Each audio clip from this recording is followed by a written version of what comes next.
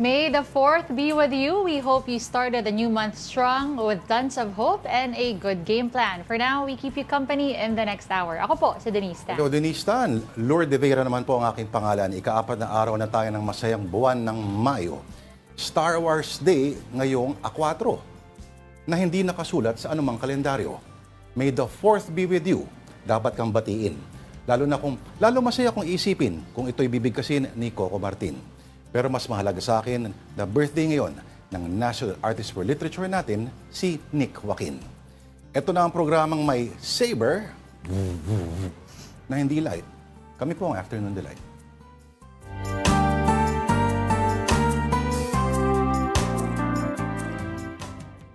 Hindi ka Star Wars, Hindi masyado. Paano ba yung... hindi mo edad eh. Ano? Hindi mo edad. Hindi ko rin exactly edad, pero yung mga medyo mas matanda sa akin, sobrang nawasak sila nung lumabas yung Return of the Jedi. Nawasak sila nung na-reveal na tatay pala ni Luke Skywalker, si Darth Vader. Yeah. Baka hindi nyo alam yan. Hindi yung spoiler. Matagal na yan. Pero sobrang big deal na yun. At big deal din na panood ko, elementary pa ako noon. Pero yun, isa sa mga cinematic experiences talaga na tumatak sa akin. Kasi maliban doon sa yung Jollibee, bago pa lang sila nag-ano ng yung mga parang Happy Meals Okay. na may branding. So, meron akong 2-piece chicken joy na may libreng baso na may Darth Vader. Oh, wait lang. Kailan? Grade school ka nito? Naglalabas na pala sila ng ganon. Bago pa lang noon. Medyo bago-bago pa lang. Nauna yung isa, yung may clown, ano? Actually, I've been meaning to watch some of these movies nga. Yung medyo mas nakakaluma. Medyo mas lumang movies. Sige. May kutsilyo rito. Gusto mo isaksak pa sa dibdib ko lalo. Ano ba? Di mo naman panahon yun na. Yung tatlo lang. Yung mga sumunod. May dalawa ako na panood eh. Yung mga prequel. Hindi ko na... I think those were the ones that I saw. Pero medyo, kasi ako I'm the type na kailangan pag merong mga ganyan, dapat sunod-sunod ko silang panoorin. Pag years apart sila, medyo nakakalimutan ko yung storya. Kaya dapat may refresher ako palagi. Pero yun yung cinematic experience talaga na yung pwedeng idulot sa... Yung pwedeng iparamdam sa'yo ng nangyayari sa big screen. Early memory. Okay. So, sa mga Star Wars fans natin, hello and good afternoon to all of you again.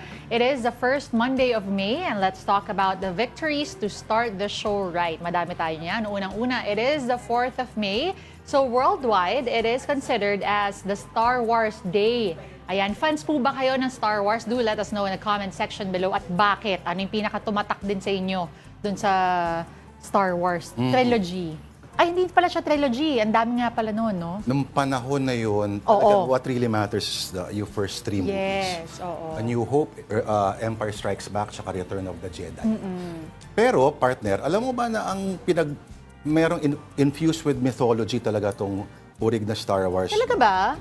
Oo, kasi binase yan doon sa Hero's Journey ni written by Joseph Campbell. Ano?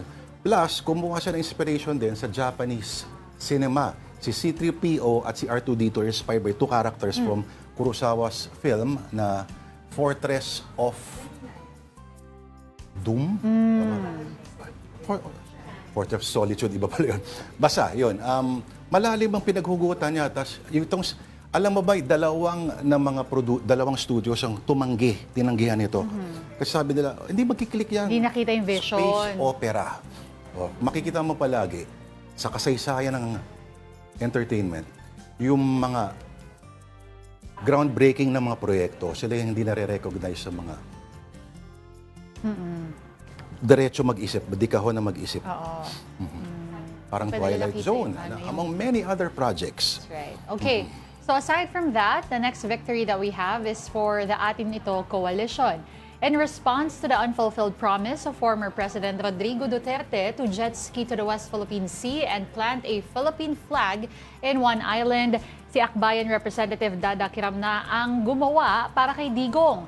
At successful ulit ang civilian mission to Pag-asa Island where they brought relief goods to maritime frontliners. Biruin mo, partner, 2 days yung biyahe. Sila Arles, pabalik pa lang ng Maynila. Oo. No? At siguro may sea legs na si Arles ngayon. Alam mo yung parang, kasi hanggang nasa dry land ka pa rin, nararamdaman mo pa rin yung ugat ng barko. Actually, ang best example yan, I would say, is yung mga kapatid natin na nag-gym or nagbabike. Usually, yung unang baba mo, for a couple of seconds, parang gumagalaw ka pa rin. Yun yung feeling mo. Nagbabike or nagte-treadmill sa pala. treadmill. Oo, yun yung feeling mo. Paano yung magte-treadmill na napakabagal lang? Hindi, meron pa rin. Basta yung, Treadmill ka pa. yung initial na baba mo talaga, feeling mo gumagalaw ka pa Yes. rin. So, good luck kay Arles. But congratulations sa lahat nung nakisama at Pati nito, bumubuo. Oo. Pang-apat na nila yan. Yes. Binubuntutan pa sila talaga. Oo. Mhm. Alam mo, partner, yung weird rito sa area na yan. Sa gitna ng dagat, biglang may mababaw na mga parts. Parang yan, tinan mo. Yung mga island na nag-appear. Oo, may mga, kaya tawag nila dyan ay, tawag doon, Pag low tide. medyo marami nang sumasayad kasi dyan. Kasi biruin mo, sa gitna ng karagatan na malalim, biglang may ganyan. Mga corals, basta. Yes. Oo. So, nako, eto. From La Union, isa pang panalo. La Union's Bea Milan Wendorsky is a new Miss Universe Philippines 2026. She was a guest earlier sa One News and One PH shows Money Matters, News and Views, and One Balita Pilipinas. Here's a soundbite. I would say that being Filipina has really been the North Star of who I am, because growing up in a place where I didn't feel like I belonged, I always felt a sense of belonging and home whenever I'd come back to the Philippines, spending time with my family, with my friends here. And I also studied Philippine studies, Southeast Asian studies all throughout university, because I really wanted to make that effort to reconnect with my heritage. And when I moved back to the Philippines, it was always in service of others. So I first had a consultancy job with a nonprofit firm that worked with various nonprofits around the Philippines. And I'm excited to really be a public servant more than a beauty queen, to use this opportunity to promote several advocacies that I'm really passionate. FYI lang, itong si Bea, actually sumama rin sa ilang anti-corruption rallies. So she's very involved also in our community. Naririnig mo yun? Ano? Ay, Ito ba dagundong? may tumitibok? Oo. Oh. Talaga? Nagsisurf din kaya siya? That we have to know siguro, in future interviews, being proud. Ang tawag niya ay Eliucana. Eliucana. Nakita ko yung kanyang Instagram account, Eliucana nakasulat. Yun. And finally, alright, always victorious naman ang ating mga bumbero or hero bumbero.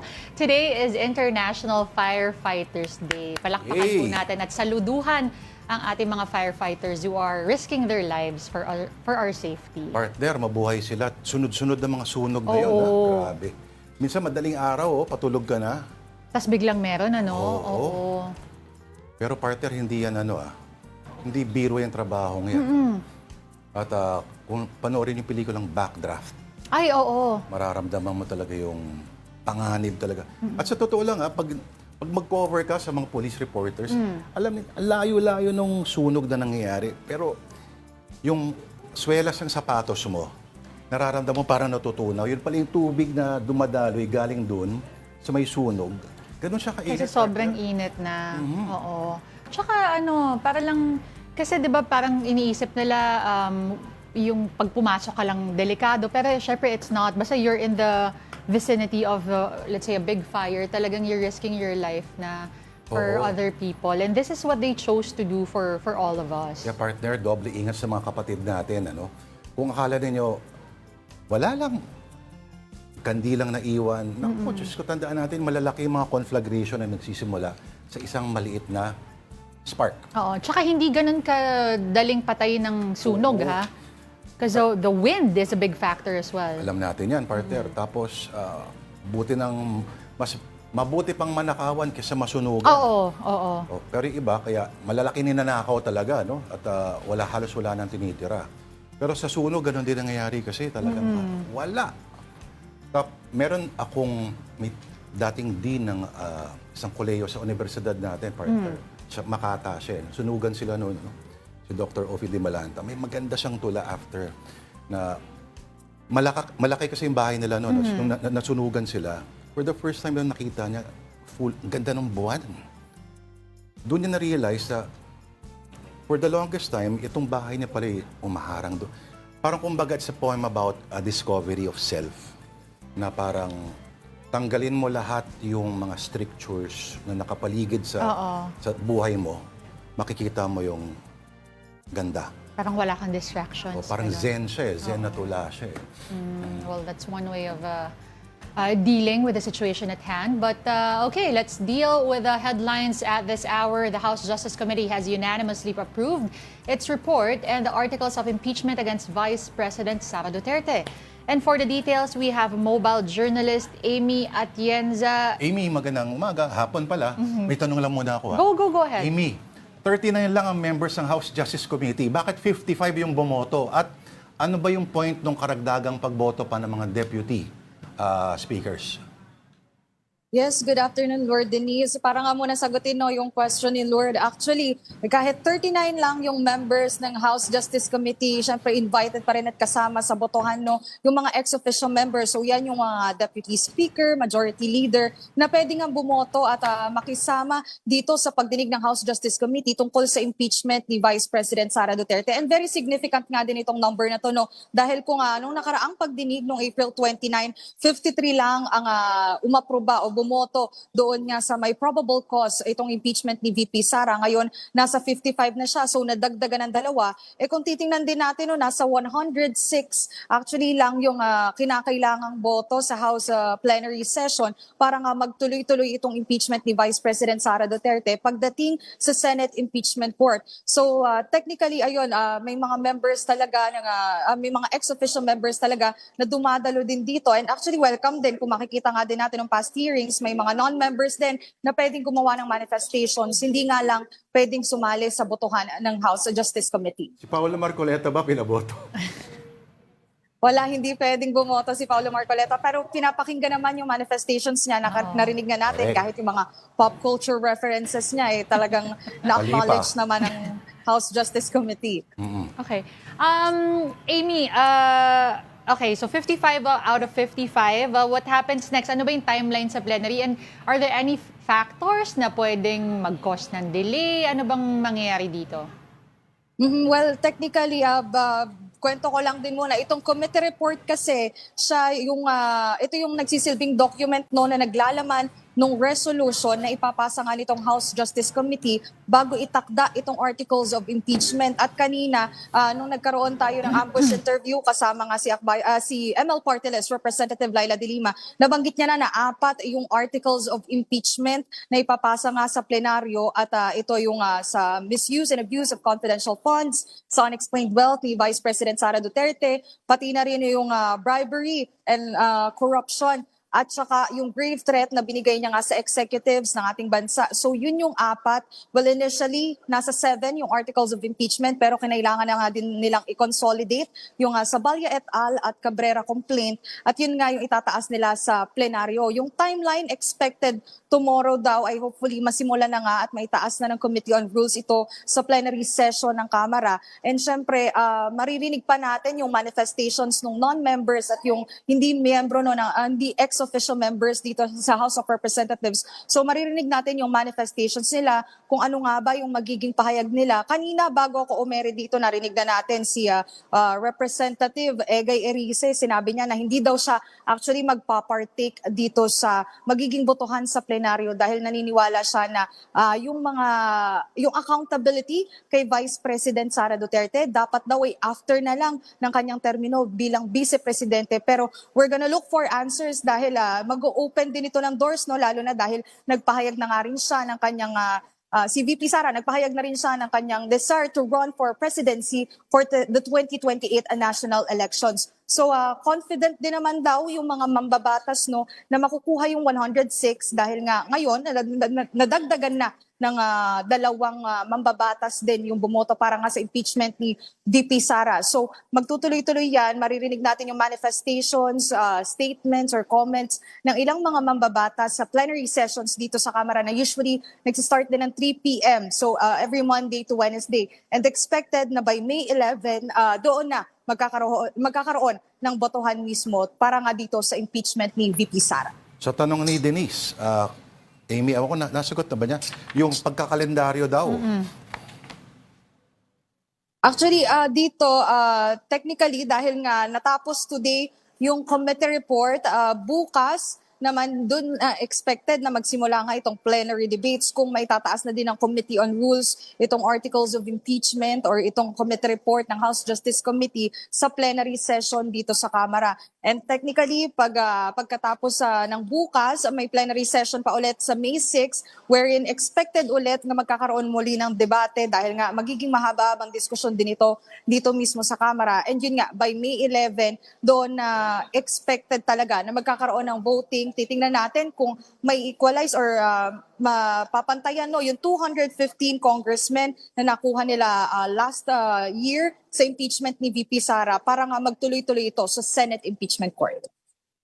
Bago i-approve, nagkaroon ng tatlong recommendations na for revisions ng certain parts. Maalala mo ba yung mga yon, Amy?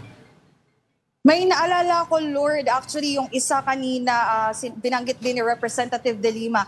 Technically ito ay clerical and typographical errors lang naman. Pero meron doon na sinabi din si Akbayan Party List Representative Chel Jokno naman na kinakailangan may change in language din doon sa ilang mga parts ng House Resolution at ng Committee Report para may consistency daw doon sa mailalagay sa articles of impeachment. Ito yung sa part ng sa notice of disallowance din na less than 500 million pesos yung nakalagay doon sa committee report. Ang mas maigi daw na ilagay dito nasa around 400 million pesos lang daw para nga consistent yung makikita doon sa articles of impeachment. Meron din tayo na parang narinig kanina na may kinakailangang mga terms na idagdag dahil doon sa na-report din dahil kung maalala natin doon sa unexplained wealth ni VP Sara, inireport yan ng Anti-Money Laundering Council at yun nga sinasabi dito ni Chel Jokno na dapat daw ang wording doon ay alleged, may dagdag na word na alleged dahil kung itutuloy nila yung particular phrase na nakapaloob doon sa committee report sa House Resolution ay nagmumukhang tinutukoy na nila na ginawa ito ni VP Sara. So kinakailangan talaga maging careful din dun sa mga ganong terms doon nga sa committee report or sa articles of impeachment. Okay.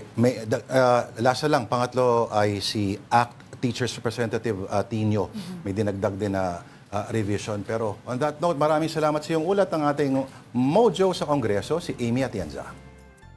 Now, in related news, the legal team of the VP's husband, Mans Carpio, has debunked claims of a 6.7 billion peso bank balance, labeling the reports as, quote, baseless fabrications. In a press conference this morning, Attorney Peter Paul Danao clarified that the cited figures summed historical transactions instead of reflecting a current balance. This, Danao said, created a skewed picture of Carpio's finances. Carpio's team cautioned media and public officials against sharing data supposedly from the Anti-Money Laundering Council, saying such records are confidential and unverified. Meantime, Attorney Paulo Panelo, counsel to Vice President Duterte, is scheduled to file a reply affidavit before the Taguig City Prosecutor's Office today. This filing addresses the April 14 counter-affidavit of self-proclaimed Duterte bagman Ramil Madriaga. Duterte initiated the perjury lawsuit on March 4 to penalize Madriaga for what her team calls invented stories. Madriaga claimed to have delivered cash from drug lords and pogo bosses, which he said funded Sara's 2022 campaign. The VP is currently abroad on a family vacation and will be gone until May 15. Her destinations include South Korea and the United Kingdom. And over the Senate sessions resumed today with the looming impeachment trial of the Vice President among its top priorities. And to tell us more, ang ating mojo sa Senado, Merrimon Reyes. Merrimon, anong ibig sabihin na si Tito Soto daw, Tito Sen, ay handa ng mag-conduct mga pre-trials bago pa, matransmit sa kanila ang impeachment? Yes, Lord Denise, netong lumipas na mga linggo, ang sinasabi ni Senate President Tito Soto, may impeachment man daw o wala, matransmit man dito o hindi pa ang impeachment complaints o yung articles of impeachment laban kay Vice President Sara Duterte, parte daw ng kanilang trabaho na mag-prepare para hindi magkagulatan. At ang sinasabi pa nga ni SP, hindi niya raw ito minomonitor para raw manatili yung mga nangyayari sa Kamara, para manatili siyang impartial, manatili siyang neutral. Pero kung sakali man na magkaroon na nga ng botohan mula sa Kamara at matransmit dito, ang sinasabi ni SP Soto, the next day, iko-convene niya raw ang Senado bilang impeachment court. At netong lumipas na mga linggo pa, si SP Soto, even si Senate President Pro Tempore Ping Lacson, nasabi nila, yung ilan sa mga preparation na ginagawa nila personally ay yung pagre-review sa rules of court, sa guidelines na kailangan nilang malaman sa impeachment, paano yung magiging proseso nito. Kasi nga, limang senador lang ang abogado, so medyo at a disadvantage daw kapag walang alam, kapag walang review. Kaya si Senator Ping, meron daw siyang isang judge na makakasama para mag-brush up dito. And ito rin yung sinasabi ni SP Soto na naging abiso niya sa mga miyembro ng Senate majority na maghanda na rin. Whereas for some of the minority, for example, si Senator Rodante Marcoleta, sabi niya hindi naman daw siya nagpe-prepare tungkol dito kasi kung may darating, darating naman daw yon. Kaya ang sabi ni SP, kung by May 11, magkaroon ng botohan mula sa Kamara, baka daw by May 12, matransmit yun dito sa Senado, by May 13, pwedeng makapag-convene na ang Senado bilang impeachment court. Okay, may mensahe din ba si Senate President Tito Soto dun sa mga empleyado ng Senado kanina sa flag ceremony? At mabilis lang, isisingit ko na rin, may balita na ba kay Senator Bato de la Rosa? Will he actively participate kung magkaroon na nga ng botohan? Ang sabi ni SP Soto kanina, kasi flag raising ceremony, ang pinaka-nag-preside nito si SP Soto. Una, tungkol sa oil crisis ngayon at yung crisis sa Middle East na naapektuhan ng iba't ibang sektor ng Pilipinas. Ang sabi niya, ang Senado sisiguruhin na makakapag-contribute pa ito sa pag-reserve pa ng enerhiya, ano pa yung pwedeng gawin para makatipid at makatulong sa energy or fuel crisis na nararanasan ng bansa. Bukod naman dyan, ang naging sabi ni SP Soto sa lahat ng mga empleyado dito na gawin yung mandato nito, yung trabaho nito, nakakailanganin at yung konteksto din nito, though hindi directly na pinapertain ni SP Soto yung possible impeachment trial, pero sa mga lumipas na linggo kasi nasasabi nga ni SP na with or without an impeachment, trabaho ng Senado na mag-prepare. At yan yung sinasabi ni SP Soto kanina sa lahat ng empleyado, kung ano yung trabaho, kailangan gawin. At tungkol naman kay Senator Bato de la Rosa, wala pa siyang sinasabi yung kampo niya tungkol sa magiging presence niya or absence niya kung magpapatuloy ang impeachment trial dito sa Senado. Pero ang pinaka-latest dyan, etong si Ethics Committee Chair, Senator J.V. Ejercito, ang nasabi niya kasi kanina, nagpulong ulit ang Ethics Committee, merong 4 na ethics complaints na dismiss at ibinalik ito sa mga complainants para either maayos nila ito at may option sila mag-refile ulit na magko-comply na doon sa sinasabing merong substance and form. Part ng mga dismissed na ethics complaints ay yung complaint laban kay Senator JP. Nag-inhibit siya dito, ang nag-chair nito ay si Senator Kiko Pangilinan na dito pinagbotohan ng komite na i-dismiss din yung complaint kasi gumagalaw naman na raw at may action na ginagawa ang committee. Bukod naman dyan, may 3 deferred action for further study. Meron namang 2 kaso pa na hinihintay naman yung responses from government agencies na mag-a-assist sa disposal ng mga complaint. And tungkol doon sa ethics complaint laban kay Senator Bato de la Rosa sa extensive absence niya since November last year, humingi na raw ng formal comment ang komite dito kay Senator Bato tungkol sa pag-amend ng rules ng Senado on absenteeism. Kasi concerning ito sa absence ni Senator Bato de la Rosa and yung ethics complaint na nakabinbin laban sa kanya. So far, wala pang ibang pagpaparamdam si Senator Bato, physical man o siguro spiritual o in terms of other communications necessary sa ibang mga concerns dito sa Senado. Alright. Maraming salamat sa iyong ulat. Ang ating mobile journalist sa Senado, Marymon Reyes. At this point, we bring you more stories. A multi-sectoral group, Coalition 169, has filed a graft complaint before the Ombudsman against 9 officials of the Transportation Department and Land Transportation Office. That's over an alleged 2 billion to 3 billion peso annual computer fee scheme linked to Stratcom Corporation. Coalition 169 called for a 6-month preventive suspension of those named, including former officials such as Vince Dizon and Jimmy Bautista. It also urged the scrapping of the LTO's dual IT system and a full refund of collected fees. Overseas, U.S. President Donald Trump said America will launch an operation to help ships stranded in the Strait of Hormuz amid the Gulf War. A tanker was reportedly hit by unknown projectiles in the area as hundreds of ships and thousands of seafarers remain struck due to the disruption. Following the announcement, oil prices eased slightly but remained above $100 per barrel as markets reacted to the move. Here at home, oil prices are expected to increase after a shortened trading week. Diesel prices may go up by up to 2 pesos per liter and up to 3 pesos for gasoline as crude gets more expensive again in the world market. If implemented, this would end 2 weeks of diesel price cuts. The hike will take effect tomorrow, May 5. And a Pasay court has allowed former broadcaster Jay Sonza to post bail after revising its earlier order that treated the case as non-bailable. The National Bureau of Investigation earlier arrested Sonza over alleged cybercrime offenses linked to the spread of false medical claims about President Ferdinand Marcos Jr. Sonza has posted a 10,000.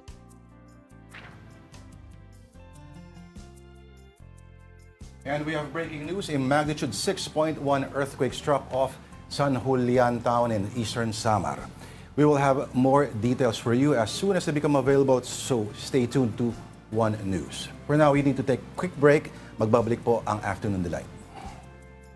This is AP News Minute. The UK Maritime Trade Operations Centre said a cargo ship near the Strait of Hormuz reported an attack by multiple small craft. Iran proposed resolving issues with the U.S. within 30 days to end the war, but President Trump said he is reviewing the proposal and expressed doubt it will lead to a deal. Ukraine Sunday carried out a wave of strikes on Russian oil targets, hitting a key Baltic Sea loading port and 2 tankers that Ukraine alleges were illegally used to transport Russian crude. A small boat carrying migrants trying to cross the English Channel ran aground on a beach in northern France, killing at least 2 people and injuring 16. Authorities said the vessel's engine failed and began to drift before the tragedy. At Rio de Janeiro's Copacabana Beach, Shakira drew about 2 million people to a free late-night concert Saturday, aiming to boost the city's economy between major festivals.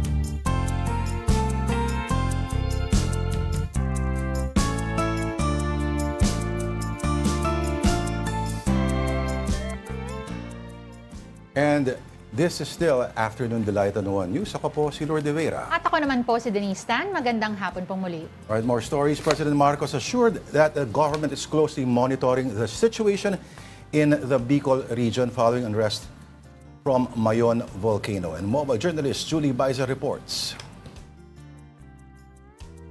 Sa ambush interview kaninang umaga, tiniyak mismo ni Pangulong Bongbong Marcos na tuloy-tuloy ang pagbabantay ng gobyerno sa pag-aalboroto ng Bulkang Mayon. The first concern, of course, was the health concerns, and we were able to bring out the people who were in the danger area. We were able to support them with medical attention, and now we are working on opening all the thoroughfares para lahat ng mga kailangan pumasok ay makapasok, lahat ng kailangan lumabas ay makalabas. Sinabi ito ni PBBM matapos pangunahan ang pagbubukas ng 10 years in the making raw na Cavite Laguna Expressway o CALAX project, subsection 3 sa General Trias, Cavite. May good news din siya sa mga motorista. I can announce na mabuksan ito starting 12 midnight tonight and for 1 month, walang muna toll. So, nagpapasalamat tayo sa MVP Group at sa lahat ng mga tumulong. At I'm sure mararamdaman nga natin ang magiging mas mabilis at mas maginhawa na pagbiyahe. Kasunod niyan, pinangunahan ng Pangulo ang paglulunsad ng sa General Trias, bawat barangay makikinabang, kasama si DILG Secretary John Vic Remulla. Personal na mahagi ang Pangulo ng tig sa 10 kilong bigas sa mga Caviteño. Nagbigay din siya ng 6.6 milyong pondo para sa LGU. Target kasi ng programa na mabigyan ng tig 200,000 pisong pondo ang bawat barangay. Ang kalahati mapupunta sa pag-aaral ng Presidential Scholars. May bilin din si PBBM sa kanila. Study hard, talagang napakahalaga ang magandang edukasyon. Dahil, lagi kong sinasabi ito, dahil ito yung natutunan ko sa sarili kong buhay. Dahil kapag magandang naging edukasyon mo, nag-aral kayo ng mabuti, napakabigat na kayamanan yan na nasa sa inyo. Mga kapatid, Mobile Journal Julie Baiza po, hatid ang mukha ng balita. We also give you a quick look at stories from our media partners. On the Philippine Star, the Philippine Coast Guard will deploy ships and planes to expel 4 Chinese research vessels operating illegally in Philippine waters. All maritime research needs government permission. The Coast Guard is committed to protecting Philippine sovereignty and sovereign rights. On Business World, the Bureau of Treasury reported that national debt borrowings dropped by nearly 40% in March due to a plunge in domestic debt. External debt made up 60% of the total, twice as much as last year. This decline was driven by external shocks like risk aversion, capital flight, and war-related energy uncertainty.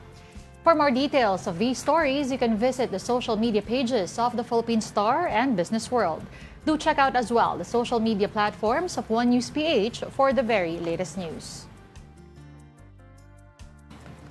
And further south, we go to our man in Cebu, Dale Israel. Okay, Dale, maraming balita coming out of Cebu this Monday, so go ahead. Yes, maayong hapon, Lord and Denise. We are here at the Lapu-Lapu City, and it's the main venue of the ASEAN Summit. And now, at least 10,000 law enforcement personnel have been formally deployed following a send-off ceremony for the upcoming 48th ASEAN Leader Summit 2026. The ceremony was held last Saturday at the Liberty Shrine in Barangay Mactan in Lapu-Lapu City, signaling the heightened security preparations ahead of the high-level meetings. High-ranking officials were present during the event, including Philippine National Police Chief General Jose Melencio Nartates, Police Regional Office Officer Region 7, Brigadier General Arnold Abad, and Lapu-Lapu City Mayor Cindy King Chan. Also in attendance were representatives from key government agencies such as the Philippine Coast Guard, the Armed Forces of the Philippines, and meanwhile, authorities have announced the implementation of a total gun ban across Cebu from May 4, that's today, until May 11 as part of the strict security measures. Under this policy, only uniformed military and police personnel on official duty will be allowed to carry firearms. The public, especially motorists, are also urged to plan their travel ahead of time with expected traffic slowdowns from May 6 to May 8.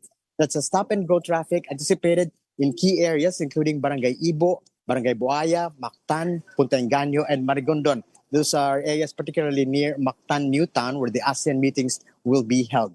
Authorities stress that these are measures necessary to ensure tight security, efficient traffic management, and successful hosting of the ASEAN Summit here in Cebu. Cebu City is also preparing for a possible heritage tour for delegates, but this is not yet final. But the city government is preparing to tour along downtown Cebu City and the old houses there in Cebu City. That is what's happening here in Cebu. Back to you, Lord and Denise. All right, daghang salamat, Dale Israel of One News Cebu. And more on the ASEAN, the Department of Social Welfare Development, or DSWD, is leading the 2026 ASEAN Social Cultural Community Council, or ASCC. And we have with us DSWD spokesperson Irene Dumlao to tell us more about it. Welcome to Afternoon Delight, ASIC Dumlao, si Lourdes de Vera po at si Denise. Hi, good afternoon, Lord and Denise. Good afternoon as well to all your televiewers. Opo, tell us about the ASCC, ma'am. Alam ko po nung Marso nagkaroon po ng paglulunsad, pero ano na ho ba so far ang mga magiging plano?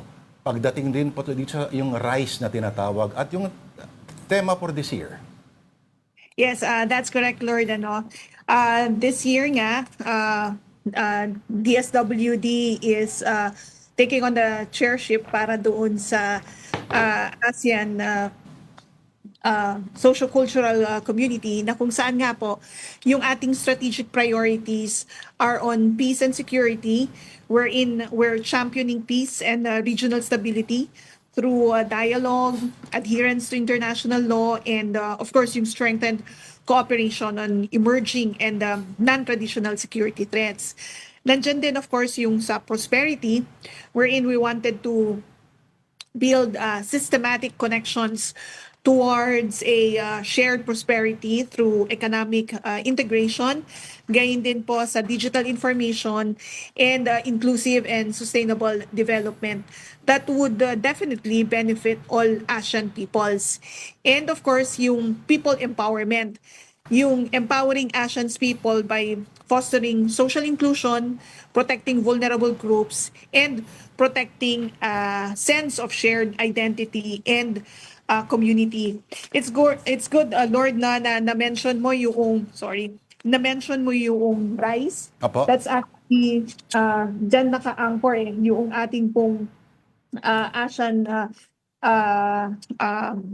socio-cultural community pillars, no? Ayan, dahil nga ang theme for this chairship is navigating our future together. We are fostering yung Community Vision 2045 sa pag-foster ng resilient, innovative, and dynamic people-centered ASEAN. So dito nabanggit mo yung RISE na kung saan nga po pinapakita natin dito yung pong priorities natin. Wherein we wanted to build and come up with resilient and empowered families. We wanted to promote inclusive development. We wanted to make sure na yung ating pong mga efforts are centered on our people, that these are just and responsive to the needs of all, especially the most vulnerable. And of course, we're also promoting smart youth and innovation. Alam naman natin na karamihan sa ating pong mga kabataan are on social media, and we wanted to promote digital literacy. We wanted to promote that while we are also promoting youth empowerment, creativity, and of course, nabanggit ko, digital literacy. And E stands for environmentally sustainable and food secure future. We wanted to address climate issues that is also affecting our food security. Kaya nga pinag-usapan, isa sa mga statements that we wanted to submit nga po sana for the 48th Summit is yung ASEAN aspect framework, because we wanted to promote and establish yung pong interoperability among ASEAN regions, so that if there are any crisis or disasters affecting the region ay nagtutulong-tulungan po no ang bawat member states. So yan po no yung ASCC 2026 priorities, and we've captured that in the acronym nga po na RISE. Okay. ASEC, how does DSW plan to translate this po and make sure that everything is aligned, di ba? Ensuring na aligned tayo sa ating mga policies, existing national policies, as well yung commitment natin sa ASEAN, at siguraduhin na makikinabang ang ordinaryong Pilipino. Yes. Actually, para doon sa pag-promote ng yung sinasabi nating digital literacy amongst the youth, that's under letter S, no, doon sa ASCC priorities natin, yung smart youth innovation. Nagkaroon tayo ng mga consultation sa mga kabataan. There were several workshops that were also conducted, and meron nga po tayong yung tinatawag natin na control plus youth, wherein we tried to shape ASEAN's digital future. Dito, pagpupulong ito, it's a collaboration actually amongst DSWD, youth-led organizations, pati yung National Youth Commission. So ito po, nagkaroon nga tayo ng mga consultations for the responsible use of digital technologies. Maganda kasi yung mga ganito pong mga meaningful conversations because we're able to learn from the youth, we're able to listen doon sa kanila pong mga insights, and that yung kanilang experiences and yung kanilang views and insights actually shape the policies that we are formulating. So These are just some of the platforms that we use para makabuo tayo ng mga magagandang mga pulisiya that are aligned and that would enable us to achieve the priorities for these ASCC 2026. Well, aside from the meaningful conversations that we have had with the youth, nagkaroon din tayo ng mga consultation with other partners, especially nga doon sa pinupush natin na ASEAN aspect framework. Opo.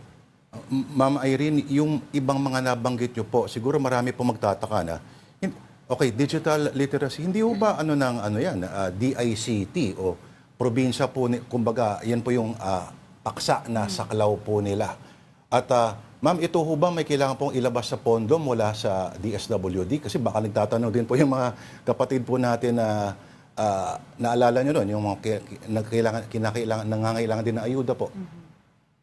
Well, maganda yung nabanggit niyo, kasi alam niyo po yung ASCC, hindi lamang po on social welfare na focus. Tinitingnan din po natin yung iba't ibang mga sektor, kagaya nga ng pamilya, ng mga kabataan. And as I've mentioned nga, marami sa ating pong mga kabataan actually are in social media and are using digital technologies para sa kanila pong mga pag-aaral.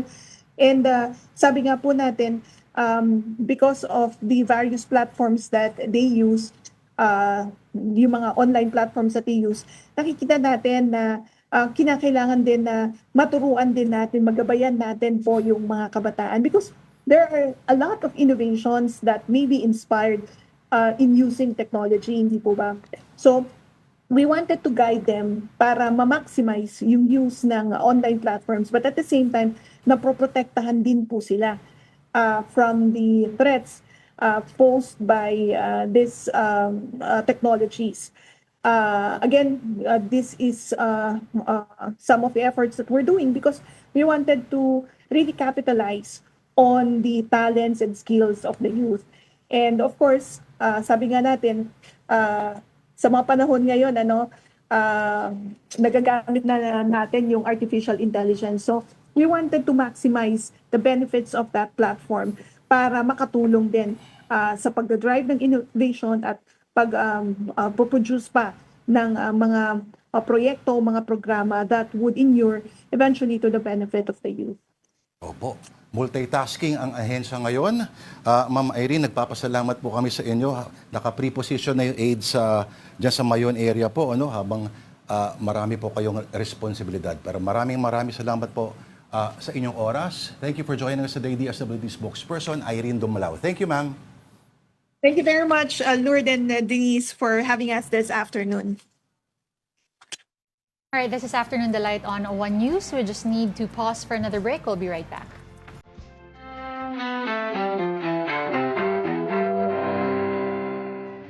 May 4th, 1970.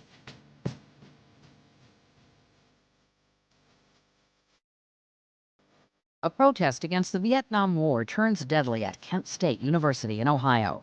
That's where National Guardsmen opened fire on anti-war students after the United States invades Cambodia.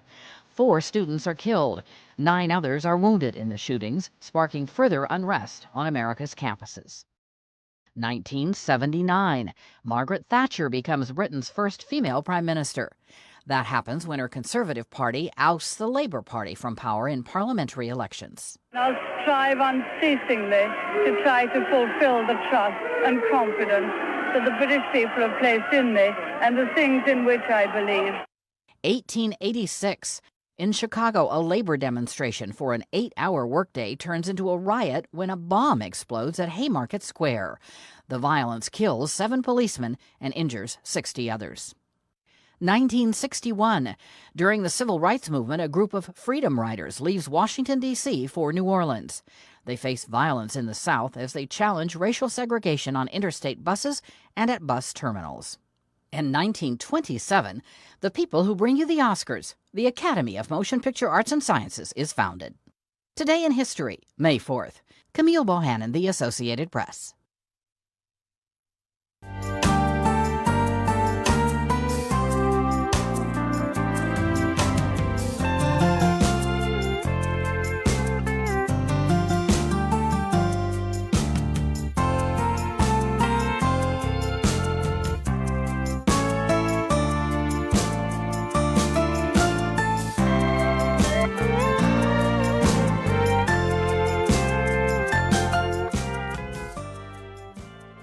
You know, you are still watching Afternoon Delight, and we thank you for staying with us. And our delight of the week, ang theme natin ngayon ay ube, kaya ang ating delight of the day naman ay hopya na ube flavor. Alam mo yung ube, ha? Oh. Nagiging international superstar I know. siya. Sa level lang matcha at ano pa ba? Correct. Matcha, actually, doon siya pinaka-compare. Pero yun na nga, ang delight natin ngayon, week na to, theme is ube because inspired yan but by what's being talked about on social media. So in several international sites kasi like CNN, BBC, and Gulf News, ube is now becoming a multi-million-dollar trend. The world is going crazy, or uber crazy rather, for ube. Ayan. Ang problema lang ngayon is ang taas ng demand pero hindi naman nasasabayan nung production. Nahihirapan daw yung mga tao ngayon to get ube, oo. Di, ang tawag dyan kung supply and demand, we can charge higher prices, parang ganon. Sana. Pero kasi nakakita ko actually, nakapanood ako, nadaanan ko not so long ago, na medyo mahirap talaga mag-convince kasi yung isang particular ube farmer na napanood ko, parang galing pa sa nanay niya, galing pa sa lola niya, yung farm nila ng ube. Pero not necessarily you can just get young people daw to start the business. Ay, oh. Well, farming in general. Tsaka mababa kasi ang bentahan. Sales, Oo. Actually, Nako, nag-decline daw 6.7%. Nako, pero pag binenta naman nila sa ibang bansa, yan, grabe. Ang taas-taas, Yan. oo. So, may rarity factor siya, no?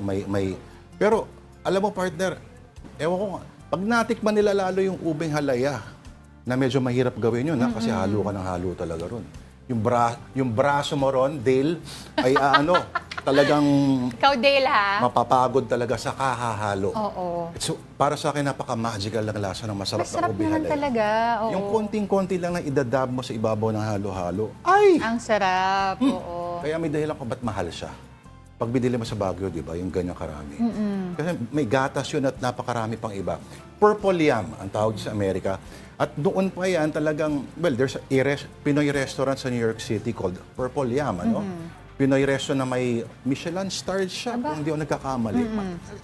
Matagal din ang ina-advocate yan. So ito, dahan-dahan, na several years ago, or a decade ago, uso naman yung buko juice, di ba? Sila Madonna, nakikita may dala ng buko juice. So, ganyan.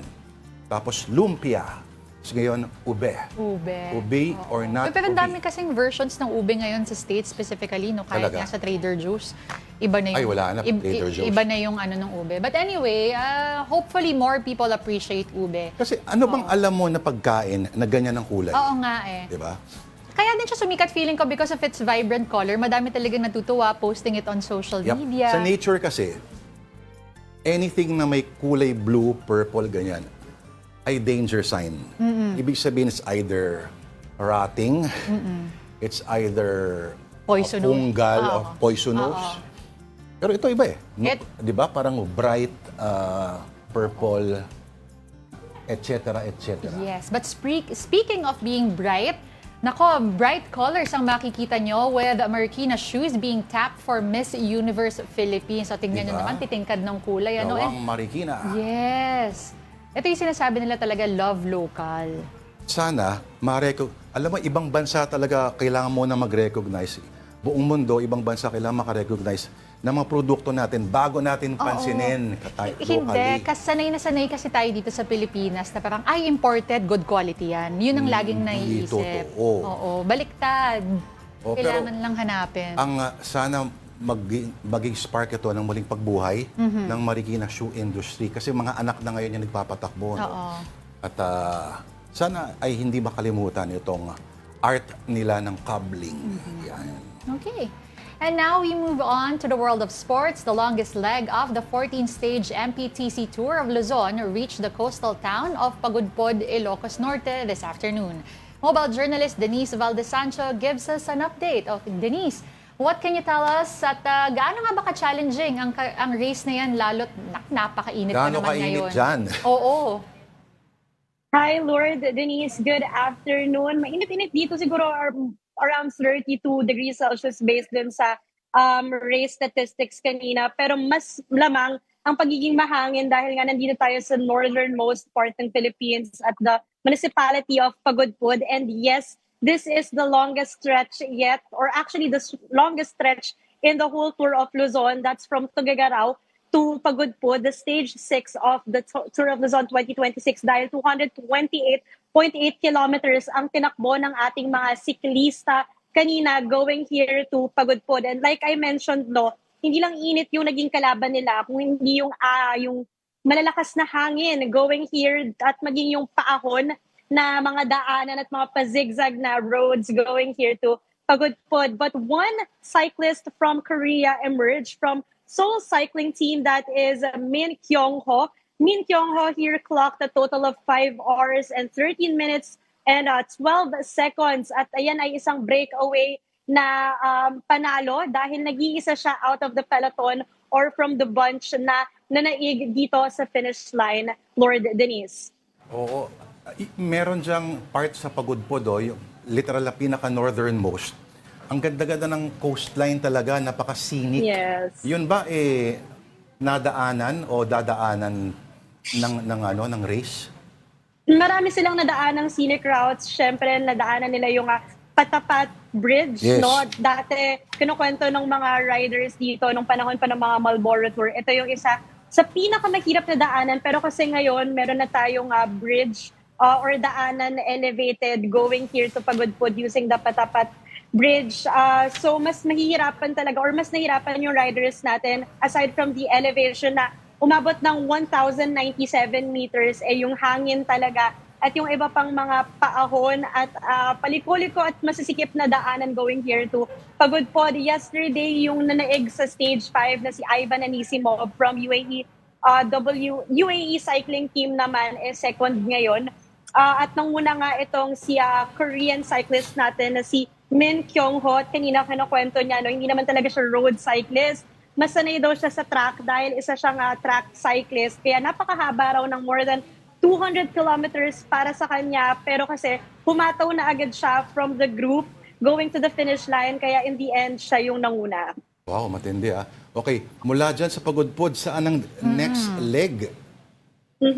Tomorrow, no, around 20 kilometers lang dahil puro time trials yung gagawin ng ating mga siklista. That is Pagudpud to Pagudpud pa rin. So we're gonna stay here and I will try to give you more updates kung anong mangyayari bukas dahil nakatatapos lang ng toughest yet na stage of the tour, which is yun nga nanggaling silang Tuguegarao kanina going here to Pagudpud. Matindi, malayo-layo yun Uy, Denise, wala bang pa-beach sa inyo dyan? Tapos, may gusto ko sana kayo ipagawa. Ay ano? Baka makita mo kung gaano karaming kanin ang tinitira nila pagkatapos mag-race.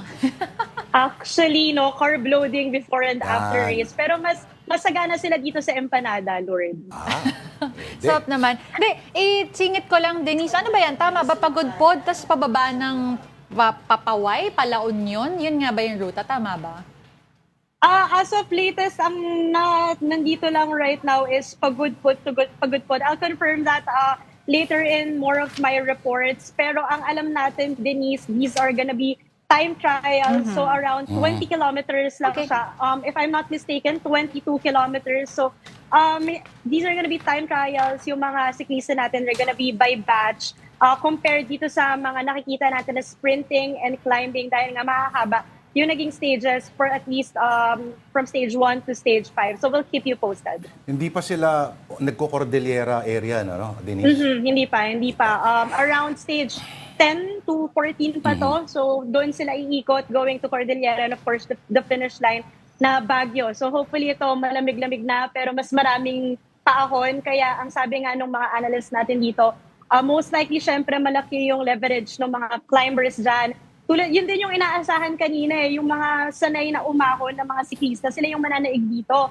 Pero anong nangyari, it's a Korean cyclist pa na nanguna and isa siyang track cyclist. He's not even a road cyclist. So talagang unpredictable nang nangyayari dito sa tour natin. Alright. Dahil pa tayong abangan. That will last up until May 13, tama? Yes. Dapat samahan natin sila Denise dyan. Ikaw na. Lalo ni paakyat ng Baguio, di ba?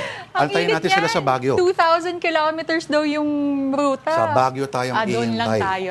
Okay. Sige, I would like to thank you for that update. Mobile journalist Denise Valdesancho. Ingat ka, Denise. And that will have to do it for us this first Monday of May 2026. Thank you for watching Afternoon Delight. Ako po si Denise Tan. Join us again tomorrow, 2 p.m. Lourdes de Vera po ako. Kapatid, we are one news, all sides, all the time. Have a delightful afternoon.